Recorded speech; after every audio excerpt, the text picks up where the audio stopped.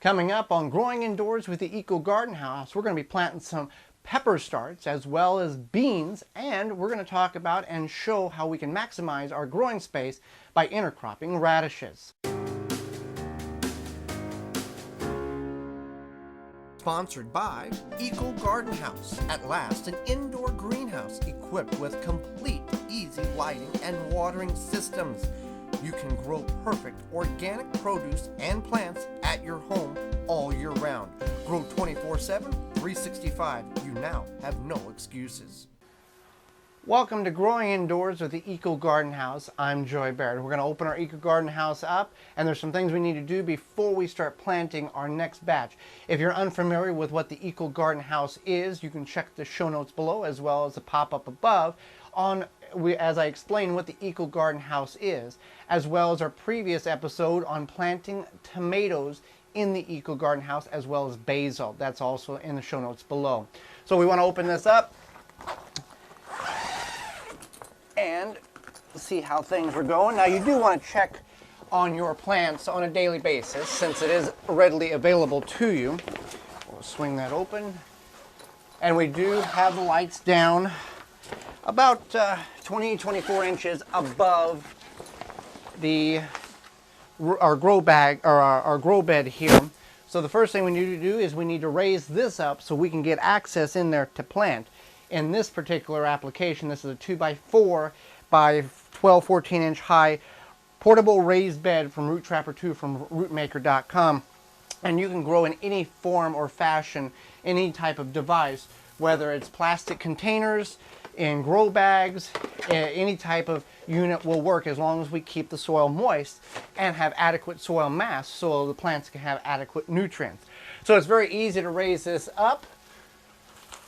You do want to, it's a two-handed deal. That's your crank, and so there's a little lock here and a lever here. You engage the lever just so it releases the lock, and it is recommended that you use two hands. And we'll get this up and we'll get in there and we'll start planting in the Eco Garden House. Okay, so we've got a little bit of area left here. Now, in a controlled environment, as the Eco Garden House provides, we're controlling the temperature, we're controlling the amount of water that's going to the roots. The ventilation system or the thermostat has just, and the fans have just kicked off because it's decreased to a temperature below what I've got set at. And you can run that at any temperature.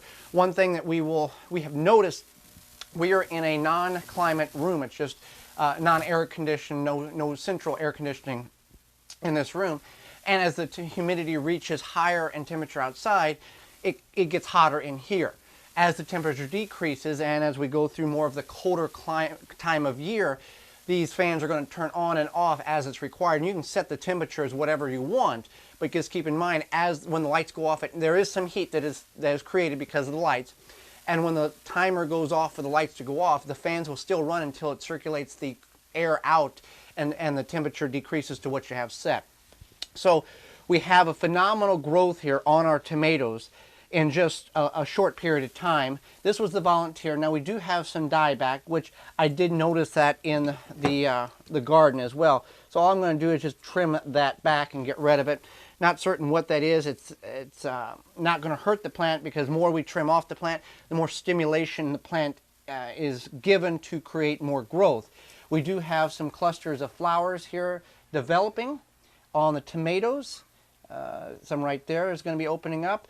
These are the Romas. Romas are more of a short compacted variety. Now, tomatoes come in two forms, determinate, indeterminate. Determinate means they grow to a certain height, bear all their fruit in a 2-week period, 2 to 3 week period, and then they're done growing. You can remove them and plant something else.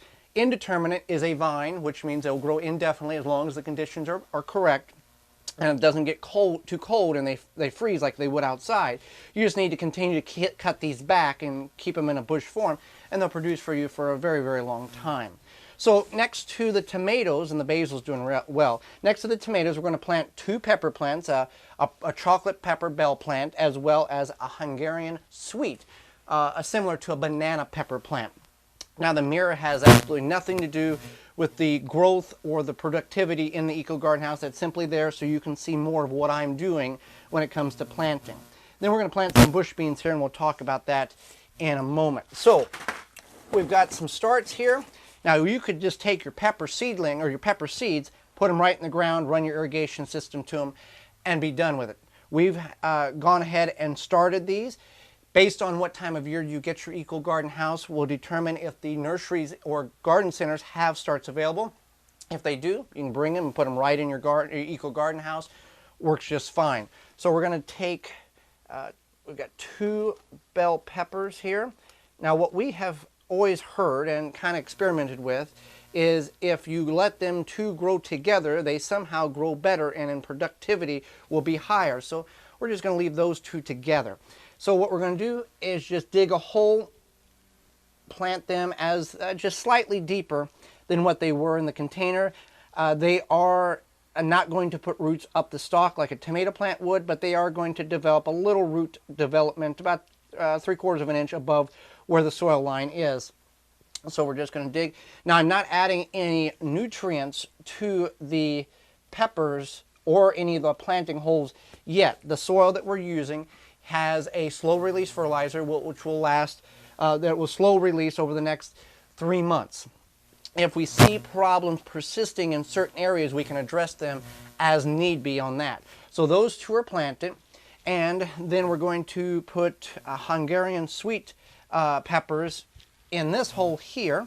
Just simply dig the hole down. You don't even need a shovel, because we're using good certified leaf professional potting soil. It has a little certified leaf compost in it, as well as this white stuff is perlite. It's not styrofoam. It is a natural material, comes from nature, that actually allows the soil to be more aerated as well as retains and holds some of the moisture. So we can mark these as you plant. You can put little markers and identify all this stuff if you choose, or you can just let it grow and pick what you know, go ahead and pick. It's up to your discretion how you want to mark and label this. So with these, there's 2 Hungarian sweet peppers. So I'm just going to do the same thing. I'm just removing these lower leaves simply because they're going to fall off anyway, and it's not going to hurt the plant. And there we go, they're friends there. We're going to set those in the bag, the grow raised bed there. Now I'll also hook up later the irrigation system, and what we have found is there is a chart in the Eco Garden House manual that indicates, based on the number of units you can have, you have 8 different pumps or 8 different sections that you can hook up, and based on the number of sections determines the amount of water being pumped to your plants. So you have to do some calculational math about how much water is coming in per minute, and that's all in the manual. We don't want to run this for 15 or 30 minutes and just have water cascading out of the bottom of our containers and then going in the gray water and essentially just wasting that water. So we want to give the plants what they need, but not overwater them, and that can cause a lot of fungal and soil issues with that. So we'll just keep that in mind, and that's addressed in the manual. So now we're going to plant some bush beans here. Now we've chosen to plant 2 varieties of bush beans. Golden Wax, which is a yellow bean pod, as well as a royalty purple pod bean. It's a green bean that's purple. So we got yellow beans as well as purple beans. And the purple beans is a unique kind of variety. It's an heirloom, as well as when you cook it, the pigment of the purple dissipates and it turns back to green. Not a genetically modified of any sort, just the way it's naturally designed by nature. Now with bush beans, they will grow. It'll take about 40 to 60 days for them to reach a mature state. And we're packing these very tightly, but we are able to control the environment here, and we'll be able to work with and get these plants all to grow in uniform together, because outside we'd have some issues, but in here we can mimic and work around it. With a bush bean, it takes, again, 40 to 60 days to reach maturity. It puts all of its pods on, or beans on, in the following 2 to 3 weeks, and then the plant dies back. It's done. That's its life cycle. You can't grow them indefinitely. Pole beans, on the other hand, will take about 70 to 80 days to reach maturity, but they will produce for a very prolonged period of time. We could do pole beans in here.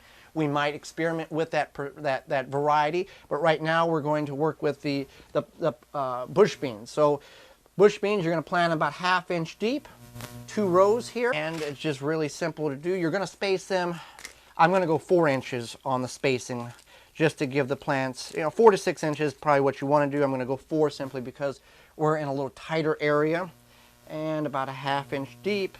When I run out of these, I'll go the rest. Well, I'm going to have enough for this row here.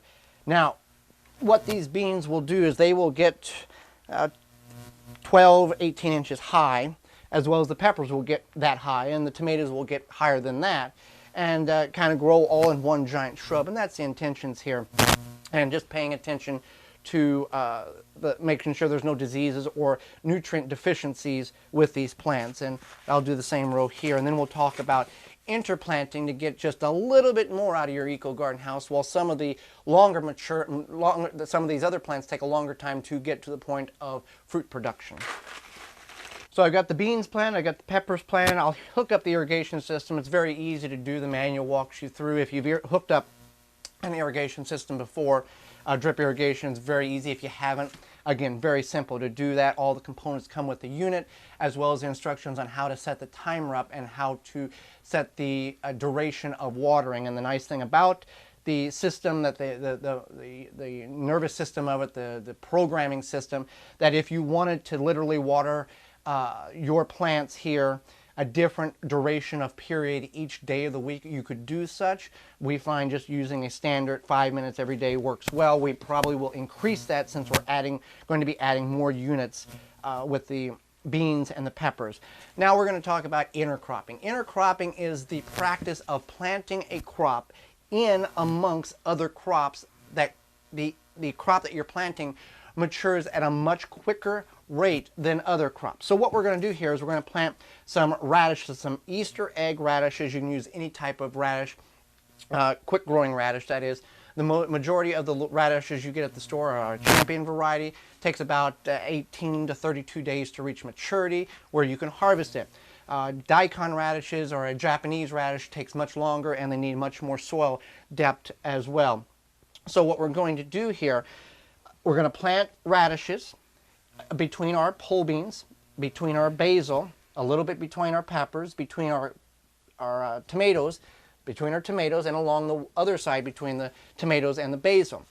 What this will give us is a crop of radishes in, again, about 32 days. These Easter eggs will mature in about 26 to 32 days. So you'll be able to see rapid growth on the bulbs here. And this will allow us to have a harvest and still have crops growing. We're basically doubling the space that we have. This will not interfere with the bean development or the peppers or tomatoes, because by the time these are harvested, we will these plants will be at a higher stage, and we'll be able to harvest these, get a crop early. It works out really well. So with the radishes, we want to plant these at about a 3-inch space, because on a good radish, if you've seen them at the farmer's market or grocery store, you're looking at about the size of a ping pong ball or a golf ball size. So again, you want to remember when planting any crop here, and again, we've talked about intensive planting here, planting very tightly close together, more tightly than what is normally recommended by the book or the professionals. We want to remember what the end result is going to appear. So if we plant the seed right there, the end result we intend to be about the size of a golf ball. And again, we want to space them to where we have plenty of space, because if you put the seeds too close together, these crops will, the radishes especially, will fight for competition, and the bulb or the globe that you're going to eat is going to be very, very small and restricted in size. So with this here, we want to go about 1/4 inch, 1/2 inch. Again, if you go a little deeper, it's not going to hurt, simply because we're using this very good professional potting soil, and that's what is recommended. If you're going to grow indoors, you want to avoid using 100% compost. You want to do a professional potting soil mix. You want to do a cocoa mix, something of a light tilt, so the plants can, or a soilless mix, so the plants can grow very, very rapidly, very quickly, good root development. So I'm going to plant these here, and again, we may have to come back and thin out, which simply means that at the time of development, as they're growing, we'll either just come in and pluck one out or cut one back and allow the more mature or more strong plant to grow in the place. Because if we because we want to have these as large as possible. So I'll get these planted, and then we'll come back and we'll do one more step to ensure the best success. So I got the radishes planted, and I've really put them in just every little nook and cranny that I can find, simply to get more radishes here in about 30 days. So the last thing we want to do, I'm going to hook the irrigation system up for the peppers, the green beans, and that some of that moisture will exceed over and hit the radishes where I've got planted, simply because that's just a lot of piping for a plant that's going to take 30 days, and I'll just water on a daily basis, and that's what we're going to do. You can take a watering can, you can take a spritzer bottle. This is a baby powder bottle that is, I've popped the lid off, cleaned out, and now I'm just going to water the top just to hydrate these seeds and get a little water in a little moisture in the soil.